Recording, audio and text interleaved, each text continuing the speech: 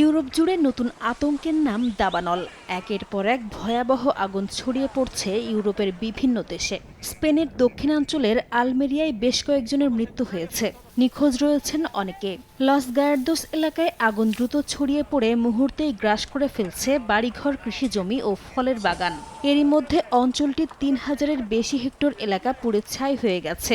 আগুন নিয়ন্ত্রণে শত শত দমকল কর্মী ও হেলিকপ্টার কাজ করলেও প্রবল বাতাসের কারণে পরিস্থিতি আরও জটিল হয়ে উঠছে। শুধু স্পেন নয়, গ্রিসেও দাবানল নিয়ন্ত্রণে হিমশিম খাচ্ছেন দমকল কর্মীরা। থেসালোনিকির কাছে একটি পুনর্ব্যবহারযোগ্য বর্জ্য কারখানায় আগুন লাগার পর ছড়িয়ে পড়েছে বিষাক্ত ধোঁয়া। এ কারণে আশপাশের কয়েকটি এলাকার বাসিন্দাদের ঘরের ভেতরে থাকতে এবং জানলা দরজা বন্ধ রাখার নির্দেশ দিয়েছে কর্তৃপক্ষ। রাজধানী এথেন্সের কাছেও নতুন করে ছড়িয়ে পড়েছে দাবানল।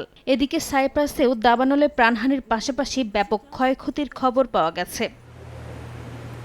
তবে ইউরোপে দাবানলের এই ভয়াবহতা নতুন নয়। গত এক দশকে ইউরোপের বিভিন্ন দেশে দাবানলে প্রাণ হারিয়েছেন শত শত মানুষ।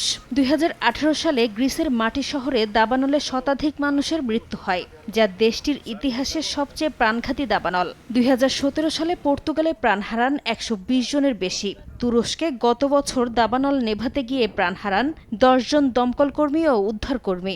সাম্প্রতিক বছরগুলোতে গ্রিস, সাইপ্রাস ও স্পেনেও একাধিক প্রাণঘাতী দাবানলের ঘটনা ঘটেছে। ইউরোপীয় ইউনিয়নের জলবায়ু পর্যবেক্ষণ সংস্থা কোপার্নিকাস বলছে, ১৯৮০-র দশক থেকে ইউরোপে বিশ্বের অন্যান্য দেশের তুলনায় প্রায় দ্বিগুণ গতিতে তাপমাত্রা বেড়েছে। বিজ্ঞানীদের মতে তীব্র গরম, দীর্ঘস্থায়ী খরা ও জলবায়ু পরিবর্তনের কারণে দাবানল আরও দ্রুত ছড়িয়ে পড়ার পাশাপাশি ভয়াবহ হয়ে উঠছে। কার্যকর পদক্ষেপ না নিলে আগামী বছরগুলোতে ইউরোপে দাবানলের তীব্রতা বাড়ার সঙ্গে সঙ্গে প্রাণহানি আরও বাড়বে বলে সতর্ক করেছেন তারা। নাসরিন রুমি, সময় সংবাদ।